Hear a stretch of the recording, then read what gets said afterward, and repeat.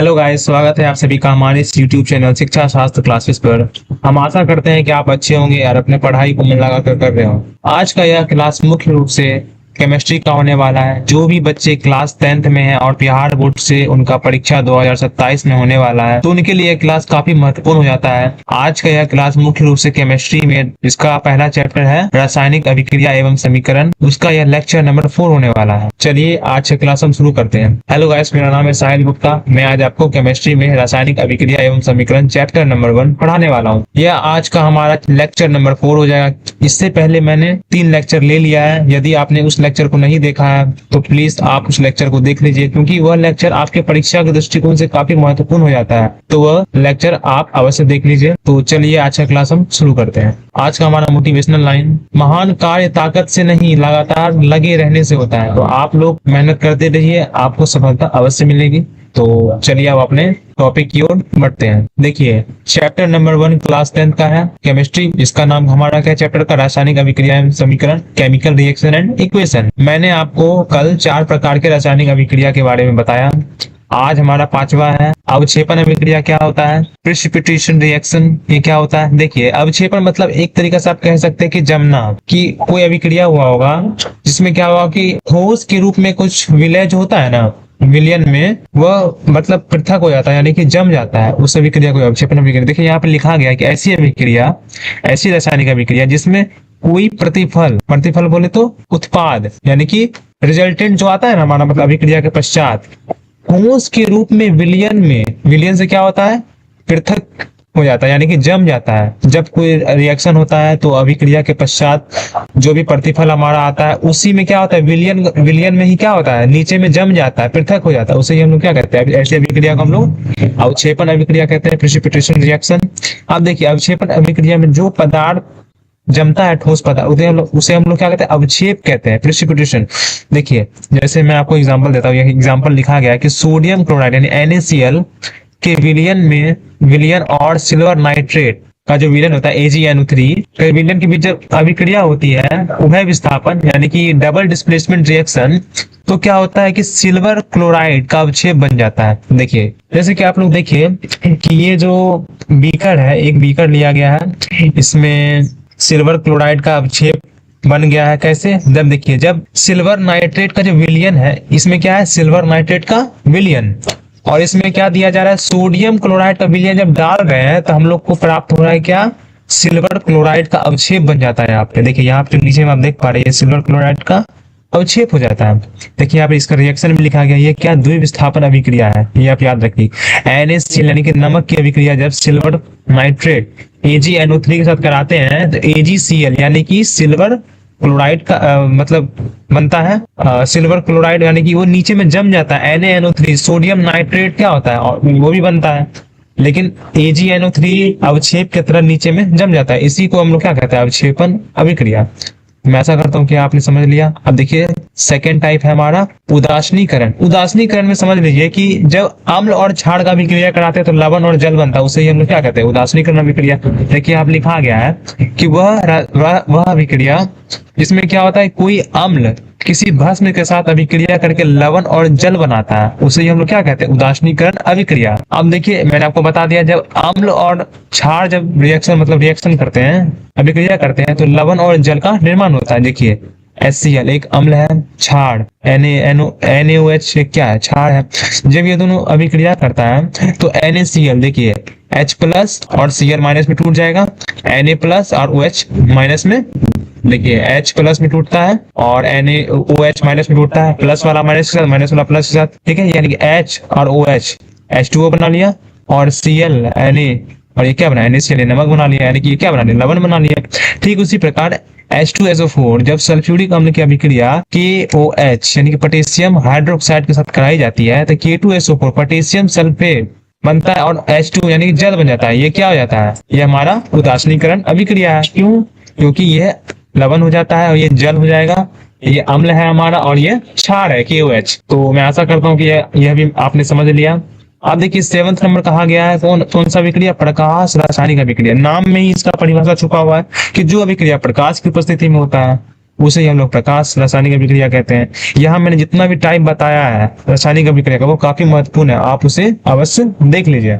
अब देखिए प्रकाश रासायनिक अभिक्रिया क्या था, फोटोकेमिकल रिएक्शन कि वैसी अभिक्रिया जो प्रकाश की उपस्थिति में घटित होती है उसे हम लोग क्या कहते हैं, प्रकाश रासायनिक अभिक्रिया। जैसा कि मैंने आपको बताया, देखिए एग्जांपल में बताया गया हाइड्रोजन और क्लोरीन गैस के मिश्रण को जब अंधेरे में रखते हैं तो उसके बीच कोई भी अभिक्रिया नहीं होती है। जब हाइड्रोजन और क्लोरीन को, देखिए हाइड्रोजन यानी कि H2 और क्लोरीन Cl2 को जब अंधेरे में हम लोग रखते हैं जहां प्रकाश का कोई भी भाग नहीं जाता, प्रकाश वहां तक पहुंचता ही नहीं है, तब उसके बीच कोई भी अभिक्रिया नहीं होती है। जब क्या होता है वो उसे हम धूप यानी कि सूर्य के प्रकाश में रखते हैं तो क्या होता है कि HCl बना लेता है, वो अभिक्रिया करके HCl यानी कि हाइड्रोक्लोरिक अम्ल बना लेता है। वही यहाँ लिखा गया है, कोई अभिक्रिया नहीं होता है, किंतु इसके मिश्रण को जब सूर्य के प्रकाश में रखा जाता है तो वो परस्पर संयोग करके हाइड्रोजन क्लोराइड यानी कि HCl बना लेते हैं। देखिए इसका रिएक्शन यहाँ पे लिखा गया है, H2 प्लस Cl2, हाइड्रोजन है और क्लोरीन है, जब ये अभिक्रिया करता है हाइड्रोजन क्लोराइड बना देता है। इसे मैंने संतुलित कर दिया है। देखिए और क्या, तो पहला आपने समझ लिया। अब देखिए दूसरा एग्जांपल, प्रकाश संश्लेषण की क्रिया जो होती है प्रकाश रासायनिक क्रिया से उत्पन्न संपन्न होती है। देखिए ऐसा कहा गया है प्रकाश संश्लेषण की क्रिया भी किससे संपन्न होती है, रासायनिक अभिक्रिया से ही संपन्न होती है। देखिए प्रकाश संश्लेषण क्या होता है, देखिए जब कार्बन डाइऑक्साइड और जल सूर्य की उपस्थिति में होते हैं तो वो ग्लूकोज का निर्माण कर लेता है। देखिए प्रकाश संश्लेषण समझ लीजिए कि मुख्य रूप से पौधों में होती है और इसमें पानी की आवश्यकता होती है, कार्बन डाइऑक्साइड होती है, ऑक्सीजन होते हैं, मतलब सूर्य का प्रकाश होती है। काफी महत्वपूर्ण कारक है, इसके बारे में मैं आपको आगे बताऊंगा, शायद वो बायोलॉजी में है तो मैं आपको उसमें बताऊंगा। इसके बारे में विस्तृत पूर्वक अध्ययन करना है हमें। देखिए तो वही कहा गया कि प्रकाश संश्लेषण क्रिया होती है ना, उसमें रासायनिक अभिक्रिया का महत्वपूर्ण क्या होता है, हिस्सा होता है।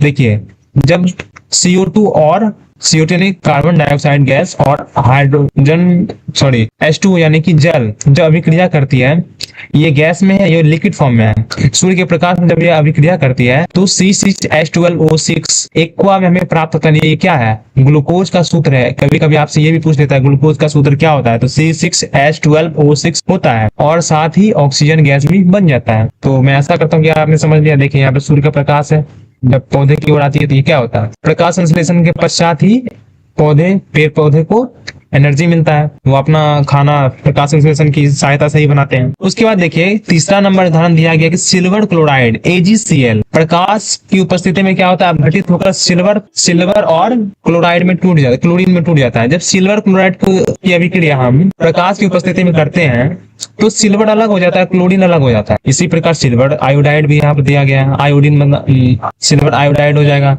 ये जब अभिक्रिया करती है प्रकाश की उपस्थिति में तो सिल्वर अलग हो जाता है, आयोडाइड अलग हो जाता है। ब्रोमीन भी ठीक इसी प्रकार है, ये मुख्य रूप से क्लोरीन, आयोडीन और ब्रोमीन के लिए लागू होता है। ठीक उस प्रकार ये भी अलग हो जाता है, सिल्वर और ब्रोमीन। अब देखिए एक महत्वपूर्ण पॉइंट है कि फोटोग्राफी में प्रयुक्त होने वाली फिल्म की सतह सिल्वर ब्रोमाइड का लेप चढ़ा रहता है। अभी कभी आपसे ऑब्जेक्ट में पूछा गया कि बताइए फिल्म की सतह पर किसका परत लेपा होता है, लेप या चढ़ाया जाता है, तो आप बताइए कि सिल्वर ब्रोमाइड। देखिए यहाँ पे लिखा गया सिल्वर ब्रोमाइड। ये काफी महत्वपूर्ण क्वेश्चन हो जाएगा, ये काफी बार पूछा भी गया है तो आप इसे याद रखेंगे। अब देखिए नेक्स्ट पॉइंट है हमारा छठवां, ऑक्सीकरण या और अवकरण अभिक्रिया क्या होता है, ऑक्सीडेशन एंड रिडक्शन रिएक्शन क्या होता है।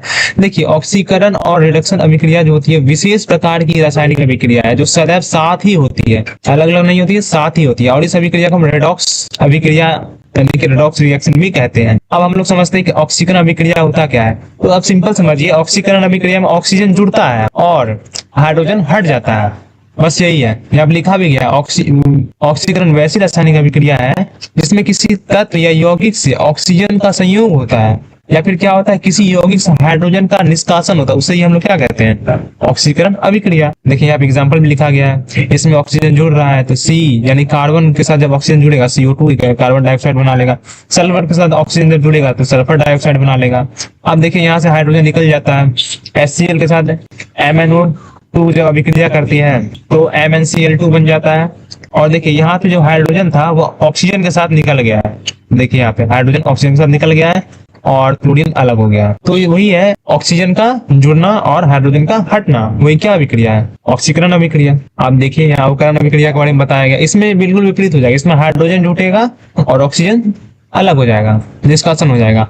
अवकरण वैसी रासायनिक अभिक्रिया है जिसमें किसी तत्व या यौगिक से हाइड्रोजन का संयोग या फिर किसी यौगिक का ऑक्सीजन, किसी यौगिक से क्या होता है, ऑक्सीजन का निष्कासन हो जाता है, उससे ही हम लोग अवकरण अभिक्रिया कहते हैं। जैसे कि आप देख लीजिए कि H2 प्लस O2 से बन गया 2H2, जल बन गया, और H2 यानी कि हाइड्रोजन के साथ जब क्लोरीन जुड़ता है, किसी देखिए यहाँ पे ऑक्सीजन नहीं है, जब ये क्लोरीन के साथ संयोग करता है तो HCl बना लेता है, और CuO, और यानी कॉपर ऑक्साइड है, और हाइड्रोजन गैस है, जब अभिक्रिया करते कॉपर अलग हो जाता है और हाइड्रोजन जल अलग बन जाता है। तो मैं आशा करता हूँ कि आपने अवकरण और ऑक्सीकरण अभिक्रिया के बारे में समझ लिया। बस आप सिंपल याद रखिए कि ऑक्सीकरण अभिक्रिया में ऑक्सीजन जुड़ता है, हाइड्रोजन हटता है, और अवकरण अभिक्रिया में हाइड्रोजन जुड़ता है और ऑक्सीजन हट जाता है, बस। और यहाँ क्या लिखा है, ऑक्सीकारक क्या होता है। ऑक्सीकारक आप समझ लीजिए कि जब कोई रासायनिक अभिक्रिया होता है तो ऑक्सीजन उस अभिक्रिया में जुड़ने के लिए वही क्या होता है, ऑक्सीकारक होता है।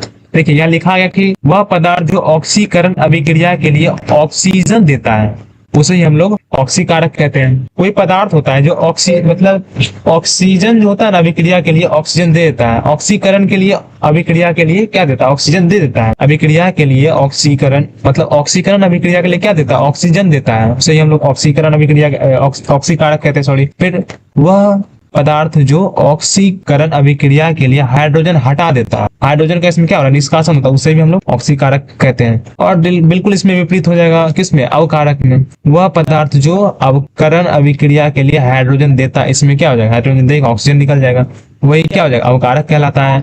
और वह पदार्थ जो अवकरण अभिक्रिया के लिए ऑक्सीजन हटा देता है उसे हम लोग क्या कहते हैं, अवकारक कहते हैं। तो मैं आशा करता हूं कि आपने ऑक्सीकारक, अवकारक, ऑक्सीकरण, अवकरण अभिक्रिया को समझ लिया। अब देखिए यहाँ पे पॉइंट लिखा गया है कि दैनिक जीवन में ऑक्सीकरण एवं अवकरण के क्या क्या प्रभाव होते हैं। तो आप समझ लीजिए कि देखिए भोजन का जो पाचन, भोजन का पाचन क्या ऑक्सीकरण अवकरण के पश्चात ही शामिल होता है, ऑक्सीकरण के कारण शामिल होता है। देखिए आप लिखा है हमारे भोजन यानी कि चावल, मतलब हमारे भोजन में क्या होता है, मुख्य रूप से कार्बोहाइड्रेट रहता है, जो क्या करता है कि पाचन की क्रिया एक क्रम के साथ क्या करती है, क्रम में यह स्टार्च को अपघटित कर देती है और ग्लूकोज बना देती है। स्टार्च को क्या करती है, अपघटित यानी कि खत्म कर देती है, और क्या करती है, ग्लूकोज में परिवर्तित कर देती है, जो हमारे शरीर के कोशिकाओं में क्या होती है, उपस्थित ऑक्सीजन जो होती है उसके द्वारा ऑक्सीकृत हो जाती है और कार्बन डाइऑक्साइड और ऊर्जा में परिवर्तित हो जाती है। तो देखिए ऐसा होता है कि जब हम किसी भोजन ग्रहण करते हैं तो उसमें क्या होता है, मुख्य रूप से कार्बोहाइड्रेट रहता है, और यह क्या होता है कि पाचन क्रिया में क्रम से क्या होता है, स्टार्च में अपघटित हो जाता है, धीरे धीरे क्या होता है, स्टार्च जो होता है उसमें वो अपघटित हो जाता है और ग्लूकोज में परिवर्तित हो जाता है। जो हमारे कोशिकाओं में क्या होता है, उपस्थित ऑक्सीजन होता है वो क्या करता है, इसे ऑक्सीकृत कर देता है, और क्या करता है, ऑक्सीकृत करके कार्बन डाइऑक्साइड बना देता है और ऊर्जा में क्या परिवर्तित कर देता है। इसके लिए काफी महत्वपूर्ण आता है। हमारे शरीर में उपस्थित ऑक्सीजन ग्लूकोज को क्या करता है, ऑक्सीकृत करके कार्बन डाइऑक्साइड, जल और ऊर्जा में बदल देता है। जैसा कि मैंने आपको बताया, ये एक्स्ट्रा पॉइंट हो जाएगा। देखिए ग्लूकोज का आपसे सूत्र पूछेगा C6H12O6। जब देखिए ऑक्सीजन के साथ क्रिया करेगा तो ऑक्सीजन यानी कि जो हमारे कोशिकाओं में ऑक्सीजन होगी उससे जब क्रिया करेगा तो कार्बन डाइऑक्साइड बनाएगा, जल बनाएगा और क्या बनाएगा, ऊर्जा बनाएगा। मैंने आपको बता दिया। आप देखिए दूसरा पॉइंट है भोजन का दुर्गंधित होना। इसमें क्या हो जाएगा, देखिए जब ताजा भोजन होता है तो गंध एवं स्वादिष्ट एवं प्रिय होता है, गंध करता है, स्वादिष्ट होता है और हमारे लिए क्या होता है, प्रिय हो जाता है।